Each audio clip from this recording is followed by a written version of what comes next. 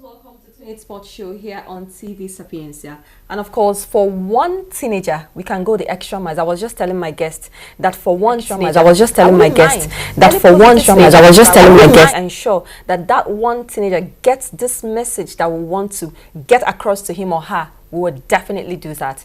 28 Sports Show is that program we've created for young ones between the age of 11, 12, 13 to young adults of 20, 21, 22. We catch them young. We give them responsibilities and we discuss issues that affect teenagers. And we talk about their career choices. We talk about their life. We allow them to make certain and great decisions for themselves. I am Oma. The 20s, they get to call me Auntie Oma. And today on 28 Sports Show, I'm excited because we're actually doing something different, okay? We are so used to staying with teenagers, talking to teenagers, but today we will be talking to people who form teenagers. I'm talking about Reverend Sister Oluchi. I didn't get your surname. Nolly. Okay. Reverend Sister Oluchi Nolly. She is the principal of Holy Girls Secondary School. Holy Rosary Girls College. Why do I keep having this? I keep having this mix up in my head. Holy Rosary Girls College in Sube, yeah. Right? If you've been watching us, you'll find out that there was a time before the school went off for this summer break. I think Holy Rosary Girls College, they were one of the last schools that attended this program. And they were talking about Germinate Enterprise. We were here. I was testing what they came with. This is actually their principal. Oh, yes. That is the principal. That's the face. That's the principal. And let me tell you all. Before I met her, when I call her, I'll be like, yes, ma'am, yes, ma'am, yes, ma'am, yes, ma'am. The day I met her, she was like, Oma, have you seen me? You know, you answering me, yes, ma'am, yes, ma'am, yes, ma'am. Are you still going to answer yes, ma'am? Yes? I said, please forget that. You're, yes, as in, you are, ma. I'm respecting your office. It's not just about you or the way you look. Your office is important to me because I need to respect you. And you as a person, I need to respect you as well. So that is the brain behind Holy Rosary, right? Girls College. Sister Oluchi, yes. Glad to have you here with us. Thank you. Happy to be here too. And Sister Ogochukwu, she's the VP Budding and the bursary of the school, right? Yes. Yeah, let me tell you all. The day the girls were here, you know, I attended an all-girls school, so I was joking with them. I asked them, who amongst you, when I found out that their principal is a Reverend Sister, I asked them, who amongst you will want to become a Reverend Sister? All of them were like, I said, don't tell me you're being formed by a Reverend Sister. One of you should at least, because my set, nobody. In fact, when we stayed together, 2002 set of St. John of God Secondary School, okay, when we stayed together, we always have this joke within us that we were formed by sisters, but none of us. And that brings us to this vocation. You know, you said it's a vocation. I'm correcting myself. I don't want to call it a profession. Okay, you said it's a vocation. For that young girl watching us right now, who is aspiring to become a Reverend Sister in the future, or who doesn't even understand what it means to be a Reverend Sister, let's start from the background of your vocation and what inspired you to become a Reverend Sister. Yes, thank you, Oma. Thank you for this opportunity. And she's so agile.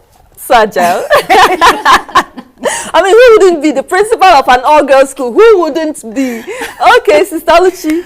Okay, as you have heard from her, I am Sister Oluchi Lillian Nolly. Okay. I am from Akweze. I like to say where I am from. In our Nocha local government area of Anambra State. And she said, I am the principal of Holy Rosary Girls College. Which, of course, that is who you are. Yeah.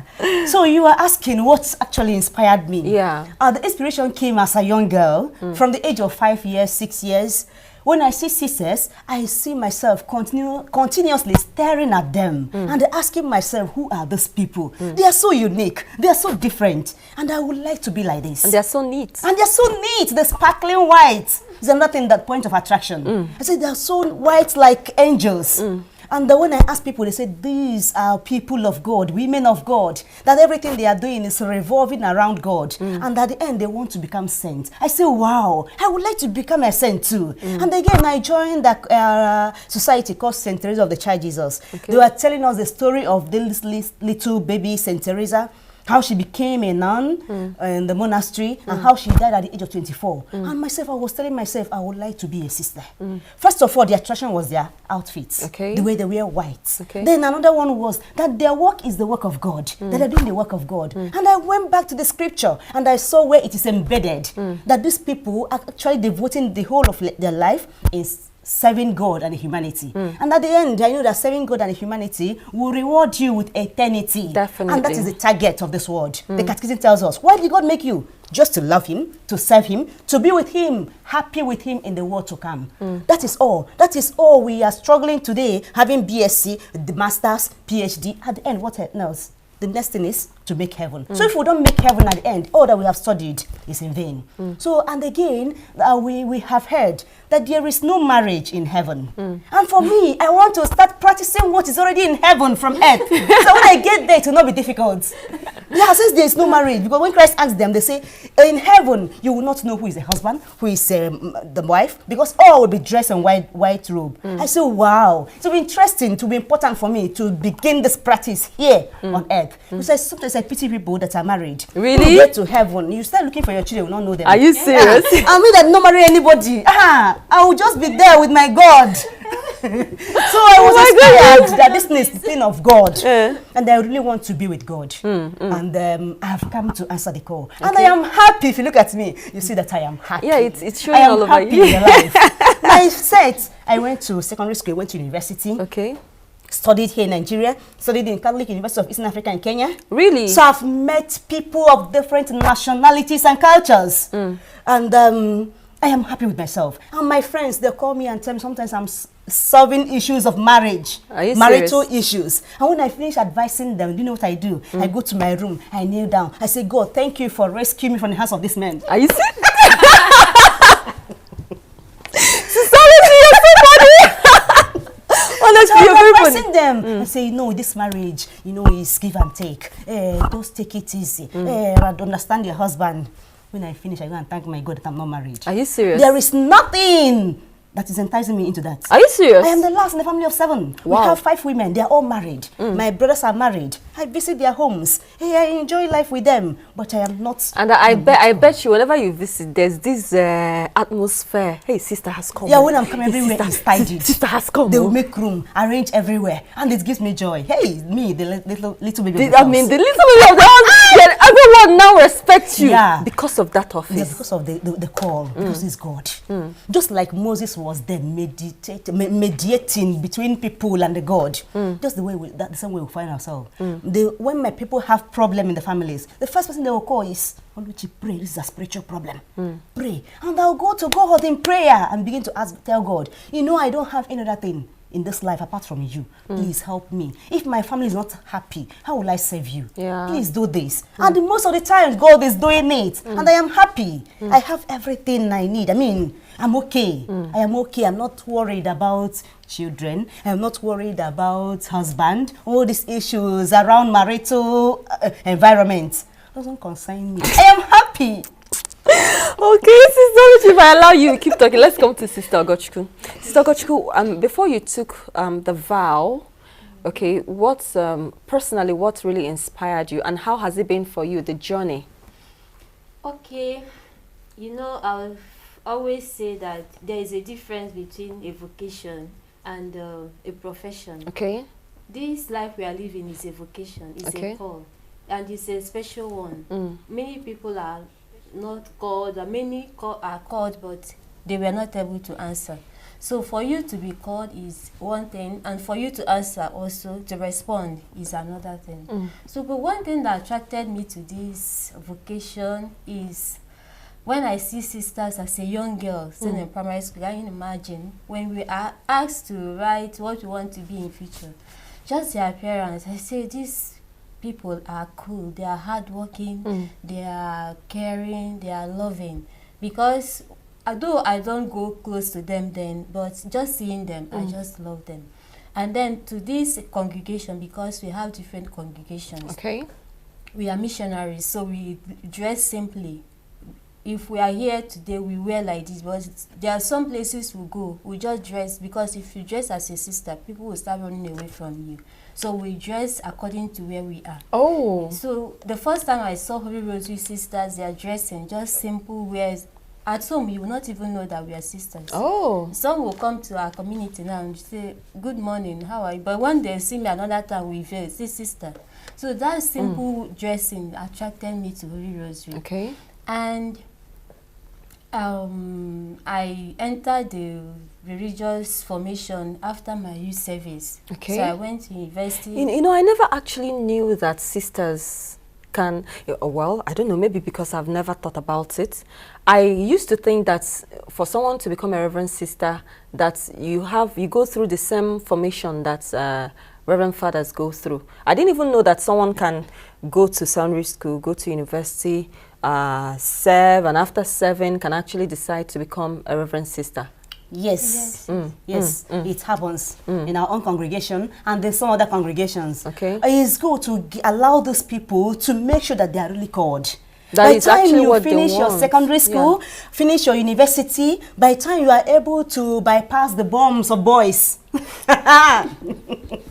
and you will know that you are really called. Yeah. Like myself, I went to university, finished, went to youth service, finished. Even worked. I worked for like 2 years. I touched money. Are you serious? Yes, I handled money before I decided to join this. Because if God calls you, there's no way you can run away from it. Yeah, before I joined. So I have seen all walks of life. I've seen everything. Husbands came to marry me, and I made this choice, which is up to the choice of God. And I am happy with it. Today I tell some of those boys, thank God you not confuse my vocation, because I am happy. You're happier with Christ, yes, instead of being with them. Yeah. Okay, you were saying, let's look at your journey. So another thing to add to what Sister said is, some they have a late vocation. Okay. Some have early vocation. Okay. So for those who just maybe after secondary school they enter the formation houses to become sisters, they have early vocation. Okay. Because the list is secondary school. You must have your WAEC. Okay. Up to 5A, you credit your WAEC before you enter the formation. While some of us that have later vocation will be after you have, maybe some people worked, some after university they are ready to say I want to. Okay. Okay. It's difficult to always say I want to start. But when I started, I was happy. Okay. And even up till now. Now what were the challenges that you faced? For a young girl listening and watching us right now, who could be facing some challenges in taking this decision, what were the challenges you faced and how were you able to overcome them? One thing is the courage to say this is what I really desire. Because the fear, I had that fear that I would be discouraged. Already I had the desire, I want to be a sister, but I was afraid that if I say it out, many people would discourage me. Because it's not a lucrative, it's not a profession, it's a vocation, so it's not lucrative as such. So I was afraid that if I say this out, people would discourage me. So I held it in me until after service. Okay. That was when I was able to come out and say, this is what I have made my decision. So that courage to bring out what you want to be is always a problem. And then meeting the right people. Okay. When I remember my sister telling me that when I told her, she was the first person I told, the only thing that pushed me was what she said, that you cannot stay at home and know what you want to be in life. So you need to go out and tell people this is what you are facing. So it was after that I had to move out. So that courage, and then being able to share. People, when Samuel was called, he didn't understand, but he had to meet Eli. Eli explained the call. So if I have it and I don't share, I may not be helped. Yeah. It will just die off. And remember, it's a response I need to respond. Yeah. So if I don't, or I don't even understand the call, I will not be able to respond. So that the courage, and then to share with others is one of it. Then the life is not as simple as we come out. Formation is difficult because already you need to be formed. in order to form others. Okay. So it's not a joke. It's not where you clap and dance. It's a serious business. Okay. So, and I remember when I was in formation, if you see me, you think that I have one sickness. Are you serious? Because of the work we need to do. And it's not just a physical work. The spiritual work. Okay. Is, you need to know. Is it like fasting, praying? Not fasting. Sometimes you have reflections, you think about your life, what has been for you. How are you joining with God? What is there? Where are you even? Do you know what you're about to enter? All these are what you go inside of you. We call it inside job. So you go inside of you to reflect on this. And it's not something. There was a time that after reflection, you come out and your formator will tell you, this is on air. You need to go down. So it's not something you'll be dancing and joyful and be doing. It's something that you need to really calm down. And it's a, you know, now our world is full of noise. So you can now imagine somebody coming from the noisy place to enter inside. It's always difficult. Because, you know, that's actually one of the things that's part of the things that's actually pushed me to bring both of you to the program. You know, this is the 21st century.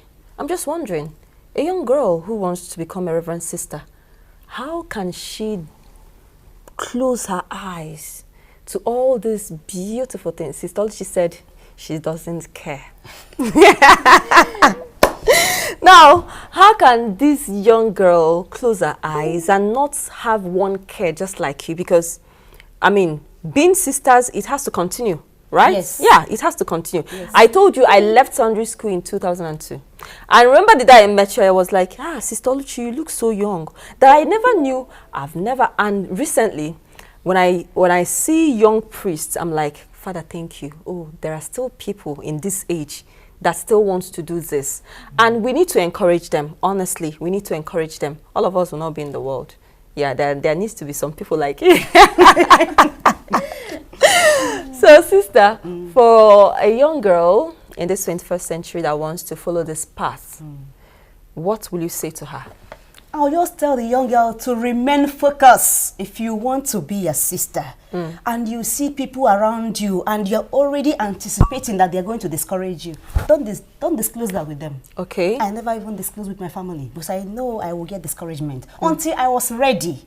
I was doing underground job, following the sisters without people knowing about it. So for young people... You said you talked about underground job. What did you do? I met sisters, and I told them I would like to join them. And they told me, apply, apply. When I applied, they invited me, come over to this place.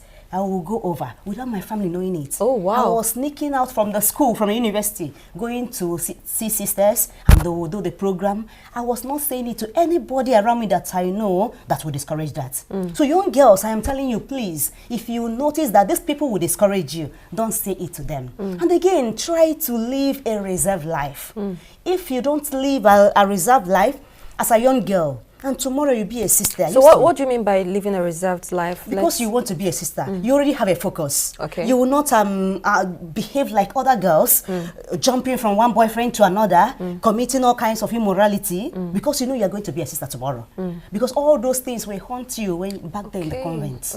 When you sit down to pray, they will come over. And you begin to, sometimes it's a distraction. Like I tell young people, I say, what you don't know don't really bother you. People ask me, how do you manage your sexual urge? I say, I don't know it. It is a biological factor, yes. It is a natural factor, yes. But I would tell people, like if I tell you now there is a food called gideri in Kenya, will you be eager to eat this food? No. You don't know it. I don't know it. You don't know this food.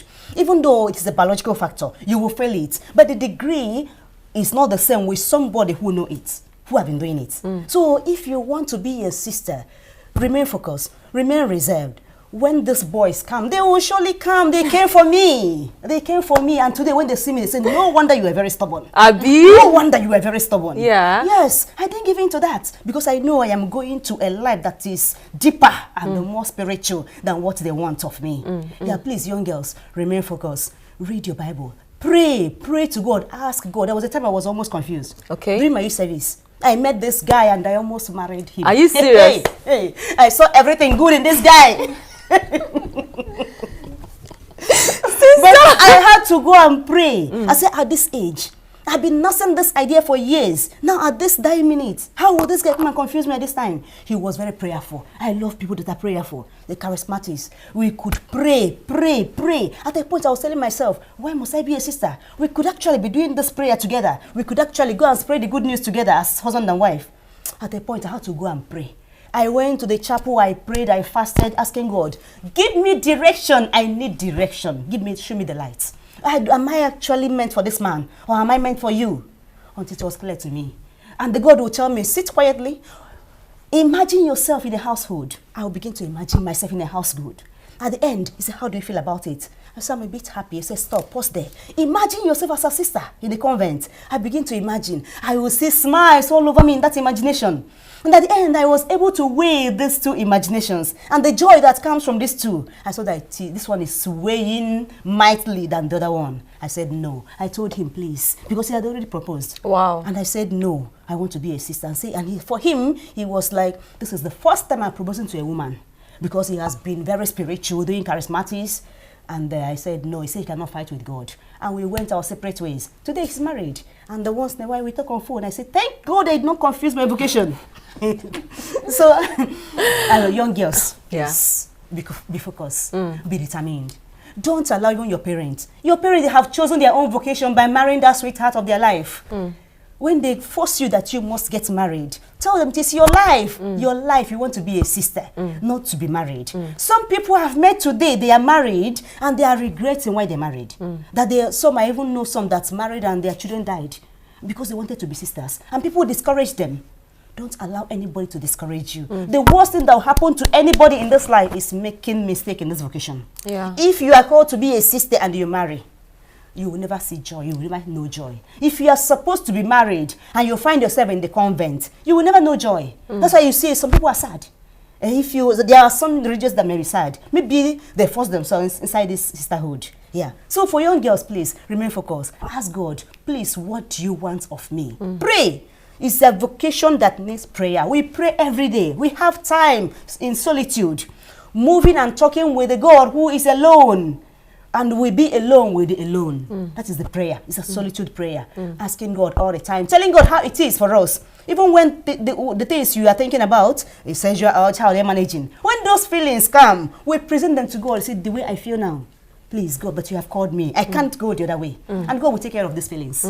Yeah. See how I'm nodding my head like I'm doing My goodness, like I'm okay. Now let's look at are there, apart from all these things that you've talked about right now, are there other challenges that people face? You talked about lucrative. Okay, for example, you are vice principal. You're paid, right? Yes. Like the same kind of pay you receive is the normal pay any vice principal will receive in any school of your magnitude, right? Yes. Now, as you go, you've said that being a sister is a vocation, right? As you go higher, like you acquire more degrees, you keep going higher and keep going higher. Does your pay increase?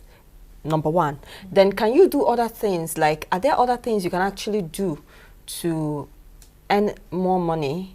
Because I know another challenge that a lot of young people could have in this time will be, why would I be in a vocation where I will not have money, like to take care of myself, to take care of my family and all that? What do you make of that? Okay, these questions for me to answer is I will base on our congregation. Okay. Because I know what is happening in us and not others. First, we have a vow. We made 3 vows.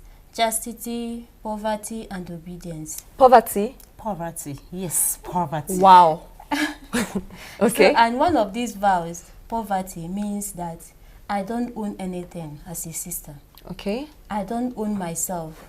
I'm just there for anything that is being needed of me. Wow. So I work, but I don't have my personal account. We have a general account.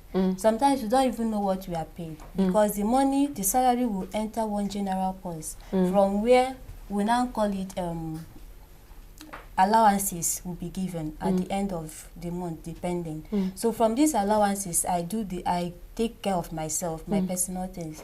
So that is why we don't really go on to let me say I want to achieve this, I want to achieve that. You go where you are sent. You will do what you are asked to do. Wow. That is the vow of obedience too. So everything I do now, I don't do it for my own. I do it for God through the people that I serve, through the people that are on the authorities. So that is what is happening. That's amazing. Now, for me now, for somebody that may be asking, what if the money I'm being given is not enough, or what else, what other things can I do? Already the congregation know this is what will be okay for me in my vow. That in everything that you spend, you also be aware of the vows I have taken. So when I am giving something, I spend based on what I have. I don't have any other means of acquiring things. Wow.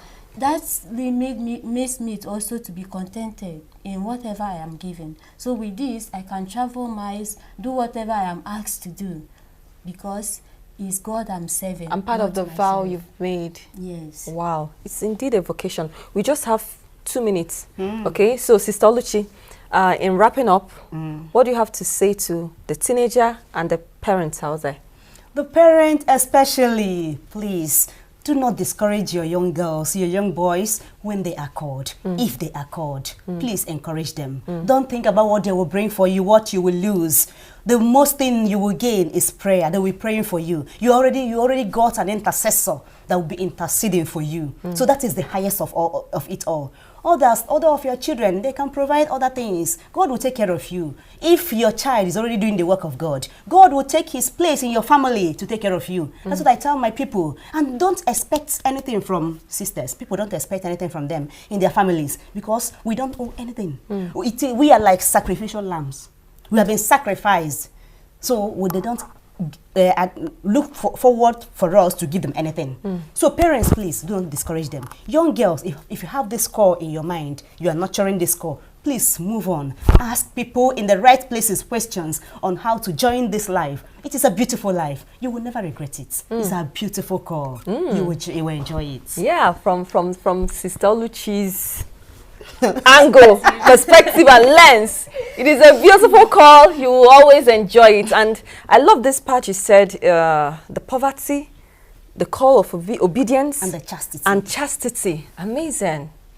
Honestly, I love this conversation. Like, some other time you're still going to be here and we look at it from the other angles. Thank you so much, Reverend Sister Oluchi Nolly. Yes. She's actually the principal of Holy Rosary Girls College. You know, you can just imagine principal, the way she forms her girls. I mean, it's amazing. And Sister Ogochukwu, she's the vice principal, right? Yes. Of Bodin. Yes. Yeah, and bossa of Holy Rosary Girls College in Sube. I have an advice for young people. Okay, fine. Please, 30 seconds, Sister Ogochukwu. Okay. My advice is, sometimes we wonder, we worry, what is this call? Somebody cannot just come and start calling you. It's a desire. You have that longing in you to live a life, a special life. So how do you do about it? It's just to hold it and then meet people that can advise you. You can tell somebody and somebody discourages you. So you find people that will help you, because without that, it will just lie there and it can die off. So you really need people in your path to help you. Thank you so much. Thank you so much for coming through, and thank you for saying all this. You're not saying anything again. You're not saying anything. The time is so short. Don't worry, you're going to come another time. It's a promise, you're going to come another time. Thank you so much for watching and being a part of this. If you're a young person and you want to become a Reverend Sister, they've said it all. Reach out, and reach out. That is what we do here on 20 Spot Show. We help you achieve your dreams. I am Oma, your very special sweetheart on radio and TV. I love you. See you some other time. Bye-bye. Bye-bye.